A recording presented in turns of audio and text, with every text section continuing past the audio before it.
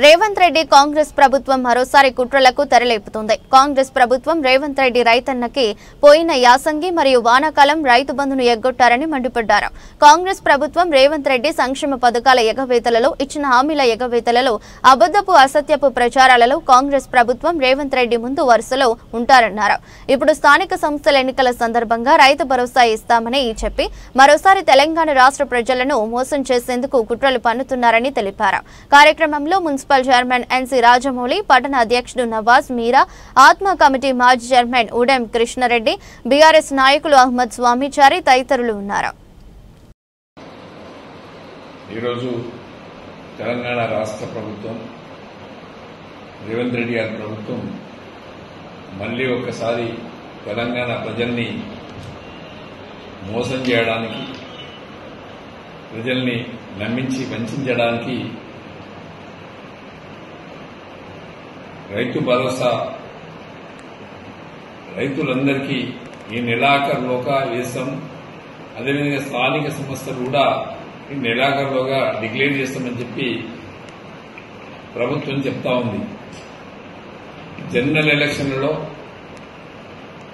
అమలు కానటువంటి హామీలు ఇచ్చి 6 గ్యారంటీలు, 13 హామీలు, 420 హామీలు ఇచ్చి అధికారంలోకి వచ్చి రైతు రుణమాఫీ చేయక, పోయిన వర్షాకాలంలో రైతు భరోసా ఇవ్వలేదు, పోయిన యాసంగిలో రైతు బంద్ ఇవ్వలేదు, రైతులందరికీ రుణమాఫీ కాలేదు. పార్లమెంట్ ఎలక్షన్లలో వెంకటేశ్వర స్వామి మీద ఒట్లు పెట్టుకుని, లక్ష్మీ నరసింహస్వామి మీద ఒట్లు పెట్టుకుని, ఏడిపాయల దుర్గమ్మ మీద ఒట్లు పెట్టుకుని ప్రజల్ని నమ్మించి ఓట్లు వేయించుకుని 8 పార్లమెంట్ సీట్లు గెలిచింది. మళ్లీ ఒక్కసారి తెలంగాణ ప్రజల్ని నమ్మించి మోసం చేయడానికి రైతు భరోసా పూర్తి స్థాయిలో ఇస్తామని చెప్పి మాట్లాడుతూ ఉన్నారు. అది ప్రజల్ని మోసం చేయడమే.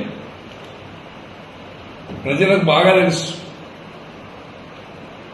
ఏ విధంగా మోసం చేయాలో రేవంత్ రెడ్డి గారికి బాగా తెలుసు. అందుకే ప్రజల్ని ఎప్పుడు నమ్మించి వంచి మోసం చేస్తుంది. కాబట్టి తస్మాత్ జాగ్రత్తగా ఉండాల్సినటువంటి అవసరం ఉంది.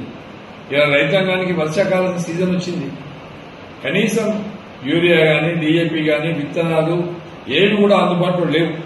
వచ్చే రోజులలో యూరియా కోసం మళ్లీ చెప్పుల లైన్లో పెట్టుకోవాల్సినటువంటి పరిస్థితి వచ్చే అవకాశం కనిపిస్తుంది. ఈ ప్రభుత్వానికి దూరదృష్టి లేదు, రైతాంగం మీద ప్రేమ లేదు. కాబట్టి రైతాంగం కూడా ఆలోచించాలి.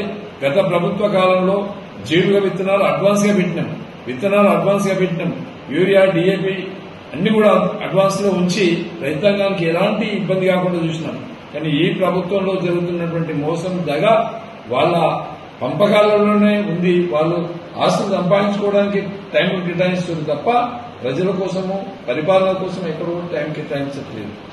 అదే కాకుండా ఇలా కేసీఆర్ గారికి నోటీసులు ఇవ్వడం, కమిషన్లు వేయడం, హరీష్ రావు గారికి నోటీసులు ఇవ్వడం, అదేవిధంగా మన కేటీఆర్ గారికి ఏసీబీ నోటీసులు ఇవ్వడం, ఏదో రకంగా ఆ ప్రతిపక్ష పార్టీలో ఉన్నటువంటి మేము వాళ్ళు ఇచ్చిన హామీల మీద, వాళ్ళ వైఫల్యాల మీద ఎప్పటికప్పుడు వెండగడతా ఉన్నాం, ఎప్పటికప్పుడు నిలదీస్తా ఉన్నాం, ప్రజల్ని చైతన్యం చేస్తా ఉన్నాం. దాన్ని జీర్ణించుకోలేనటువంటి వ్యక్తి రేవంత్ రెడ్డి గారు.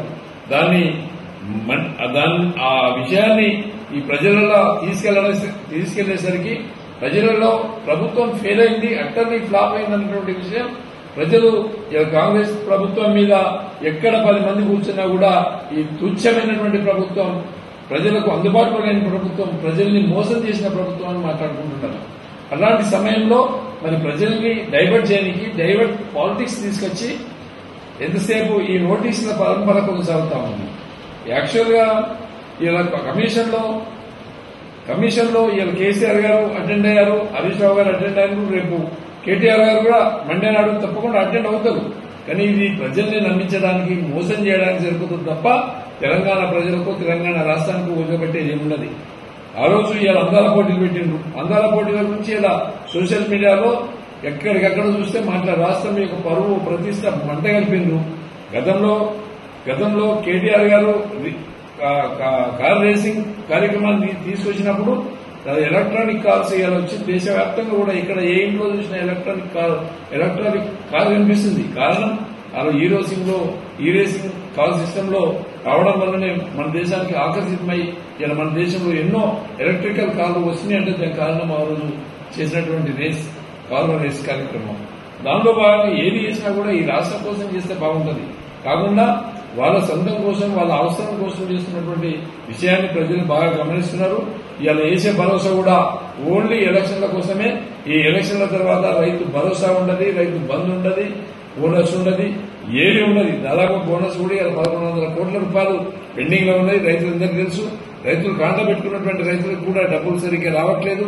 ఇవన్నీ కూడా ప్రజలకు బాగా తెలుసు. కాబట్టి రేపటి స్థానిక సంస్థల ఎలక్షన్ లో తప్పకుండా మీకు కర్రు కాల్చి వార్త పెట్టేది పక్క.